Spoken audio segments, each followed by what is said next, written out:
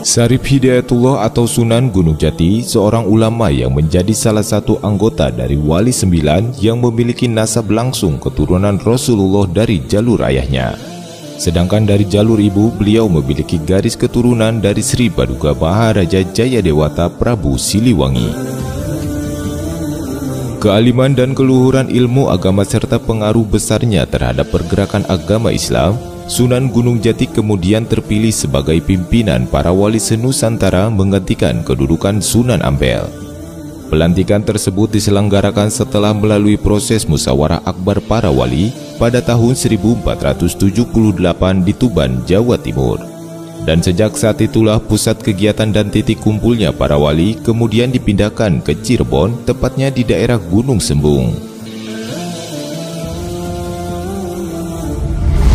Karena memiliki kemampuan yang mumpuni di berbagai bidang, terutama dalam ajaran agama Islam dan dalam kepemimpinan umat, Sunan Gunung Jati kemudian diangkat menjadi Sultan Cirebon menggantikan uaknya Pangeran Walangsungsang atau Pangeran Cakrabuana atau Mbah Kuwu Sangkan sebagai penguasa Cirebon pada tahun 1497 dengan gelar Ingkang Sinuhun Kanjeng Susuhunan Jati Purba Panetep Panatagama Aulia Allah Kutubid Zaman Khalifatur Rasulullah. Pada masa kepemimpinan Sunan Gunung Jati, Kesultanan Cirebon menjelma menjadi sebuah kekuatan besar setelah memisahkan diri sebagai wilayah yang berdaulat dan merdeka dari Kerajaan Pajajaran. Keberhasilan Cirebon dalam penguasaan wilayah bekas kekuasaan Kerajaan Pajajaran seperti Talaga dan Galuh, pencapaian terbesar Sunan Gunung Jati adalah ketika berhasilnya menguasai tanah Banten. Banten merupakan lokasi yang strategis dalam membangun kekuatan dinasti Sunan Gunung Jati. Selain memiliki pelabuhan dagang induk yang sangat ramai, Banten juga berlokasi sangat dekat dengan pusat kerajaan Pakuan Pajajaran dari sebelah barat. Dengan demikian, daerah kekuasaan Cirebon begitu sempurna setelah mampu menguasai poros timur dan barat dari wilayah Pajajaran. Perjalanan Kesultanan Cirebon tidak terlepas dari peran penting para wali songo dalam membangun kekuatan imperium Islam di Pulau Jawa.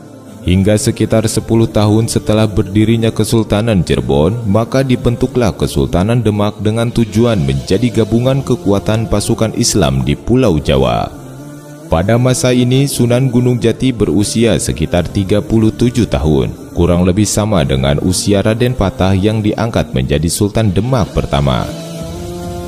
Dengan diangkatnya Raden Patah sebagai Sultan di Pulau Jawa, atas dasar kesepakatan para wali songo yang di dalamnya termasuk Sunan Gunung Jati, maka kedudukan Kesultanan Cirebon pada saat itu menjadi mitra dari Kesultanan Demak.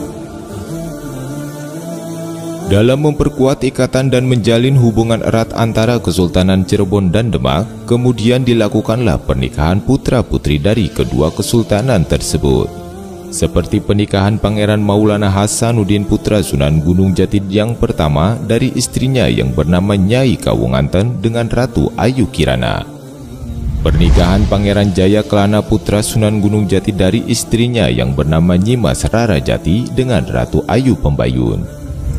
Pernikahan Brata Kelana putra Sunan Gunung Jati dari istrinya yang bernama Nyimas Rara Tepasan dengan Ratu Nyawa atau Ratu Ayu Wulan yang kemudian diperistri oleh adiknya Pangeran Pasarean setelah beliau meninggal.